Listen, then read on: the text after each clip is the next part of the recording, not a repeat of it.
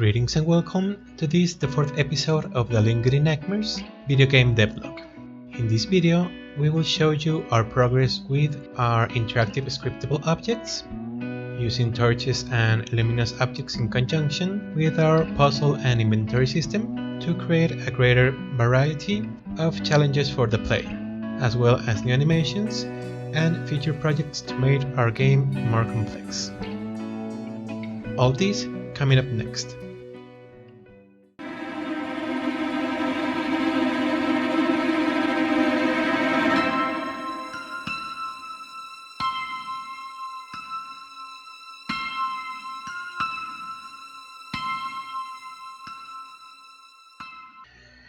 Alright, now we're going to show you our progress in the areas of interactive objects, show you a few new items, and how we incorporated these new items and interactions to further develop our puzzle systems.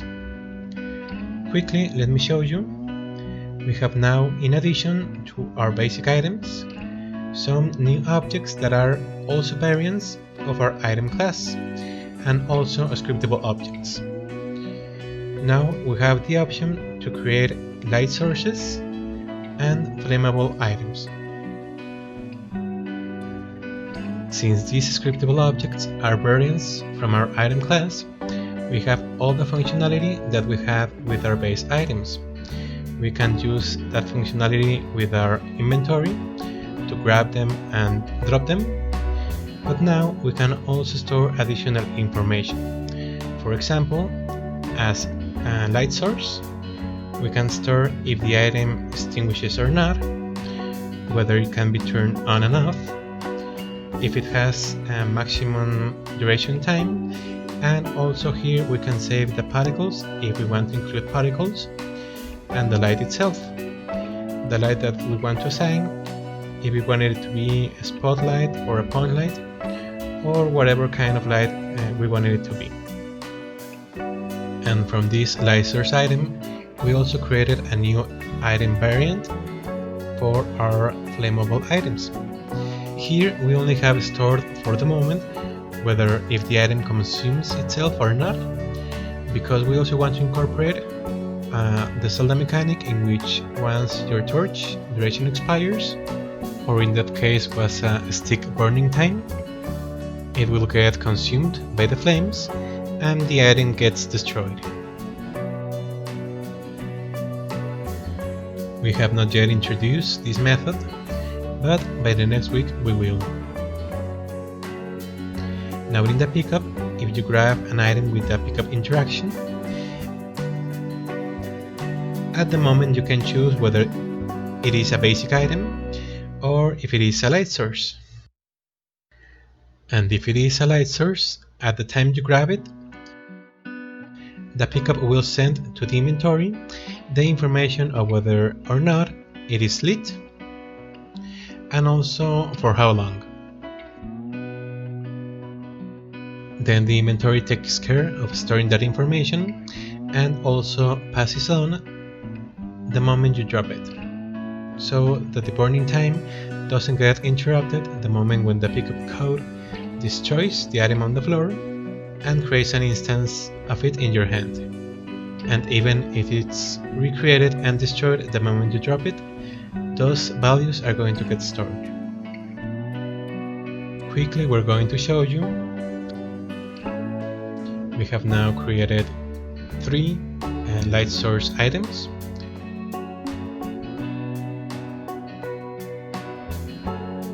We created a sample flashlight that at the moment has no maximum duration time, so it will work indefinitely. And the idea with the flashlight is that once you grab it, instead of using the trigger buttons to throw it, we want to be able to turn it on and off. And also, similar to our throwing state cameras, that once we hold the trigger, we want to be able to use it to aim in case we want to inspect or illuminate some specific area. We also introduced the torches that, by the way, since with our pickup script we can choose if the item gets destroyed at the time we grab it, then here we can have a pile of rocks. If we want, we can have unlimited pickups or a maximum number of items that we can grab from these piles. And we did the same with the torches.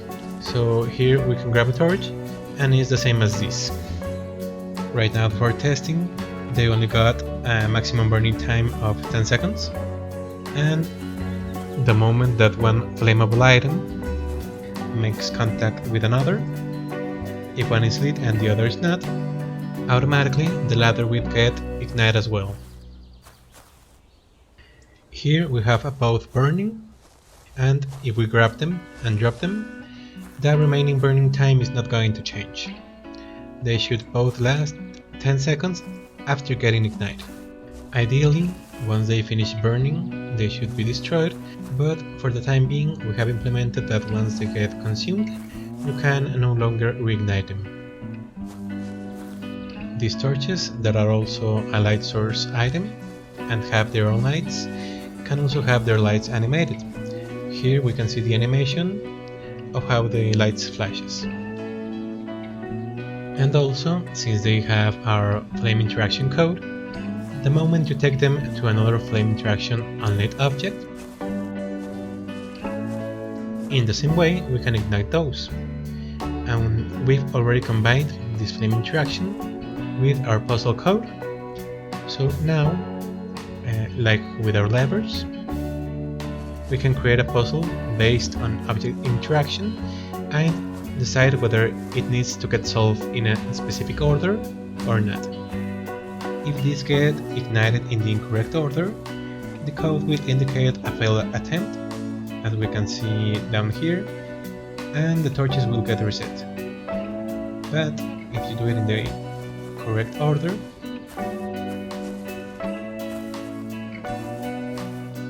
and by the way, since this continues to count as a basic item, we can also throw it like one.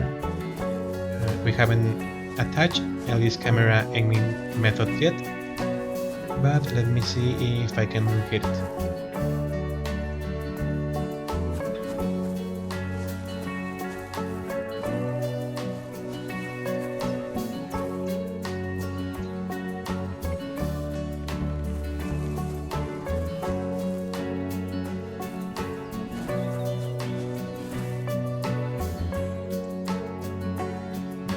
We can see that it also ignites, regardless of whether or not the item is in your hand, as long as it's burning and comes in contact with another flammable unlit object, and you can ignite it.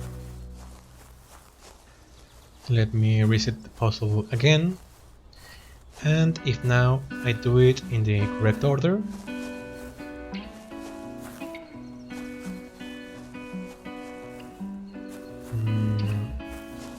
not recognize.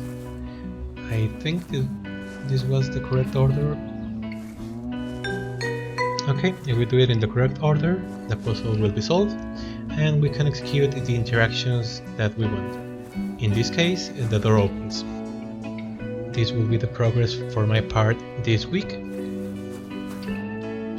In respect to interactive objects, we had designated only 2 or 3 weeks to create the interactive objects, quests and puzzles, but it ended taking us over the month.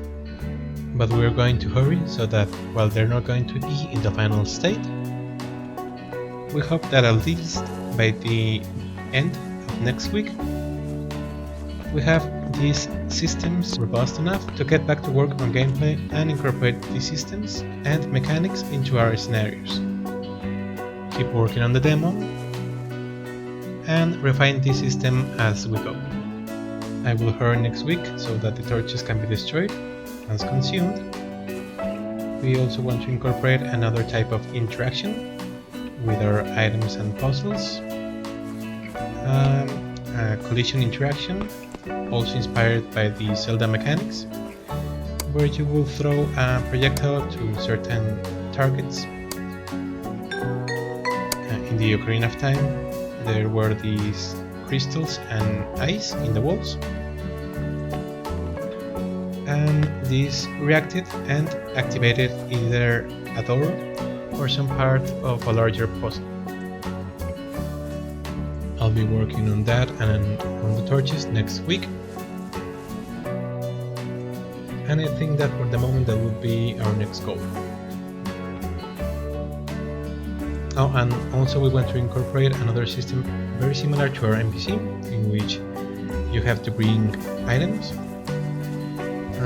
A system in which you have to carry the items, but that are not delivered through a conversation. Instead, we want to be able to drop them in a designated place, like a basket or a box, and that also recognizes objectives from our quest system. It is very similar to the one we already got, but we want to have a little more variety and options for the player. With all these systems, since you have in your inventory only 2 item slots, even if they're not overcomplicated quests and puzzles, at least you can choose in what order or how to solve them. This will be my job next week, and now we will show you Ellie's progress with our new animations and character behavior. Likewise, any tutorial that we use as a guide we will put in the descriptions, and we will be answering any questions that you have in the comment section. Finally, we will review Ellie's progress for this week, in which she worked mainly in creating some new animations for our character and also in remaking a few others. First, there was our transition animation from climbing to standing or idle. Previously, we didn't have any transition animation from climbing to idle, so our character kept climbing even if there was no longer a ladder to climb. So we added this new animation in this stage in order to create a more accurate climbing behavior. She also created an animation to drop our items. So now, when we release our items, we already have a specific animation for that interaction, so the item don't just fall without any visual feedback. Also, since we want to incorporate into our quest system the option to place items into specific quest objects, with this animation we can have a better control over where to put the items that we have in our hands. She's currently working with masks and layers, so this animation, even if it's only in the right arm, we can mirror it to the arm that we want to use. She's also working on another animation that will change depending on the type of item we are currently holding. This is just one frame animation because it's going to be the position our character is going to hold in case the item you have in your hand requires you to extend your arm, such as can be with the torches or when you use the flashlight. Instead of having the arm to the side, our character is going to need to raise his hand. It's only one frame because since we're using blend trees, it will automatically blend with the frame you have before and after this one.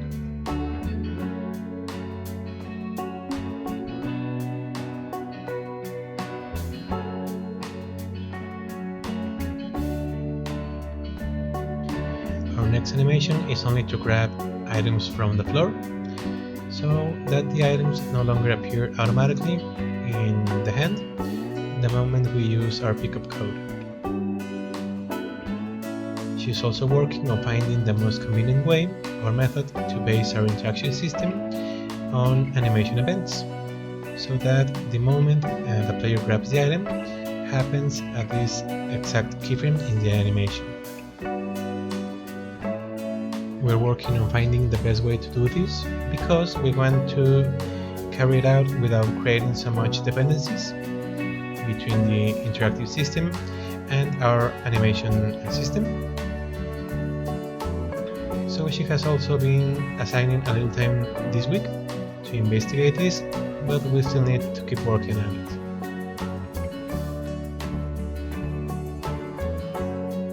She also changed a little the throw-in animation, because the previous was a bit stiff.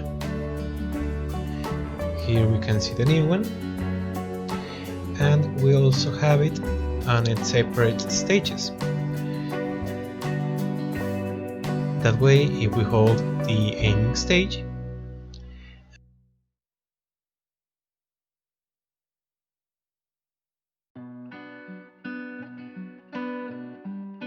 we get this breathing loop while aiming, so that our character feels a little bit more natural. So in this, and integrating these animations with our interaction system is what she's been working on. We need to investigate a little more in the area. We haven't found enough tutorials that elaborate in that matter, but Ellie will be working on that next week. We thank you very much for staying with us until the end of the video. We appreciate any comments or suggestions. We will be answering anything in the comments below. If you're interested in our content or like our videos, or want to follow our progress, we invite you to subscribe and leave a thumbs up. For our part, that will be all this week. We wish you to have an excellent weekend and success in your next projects.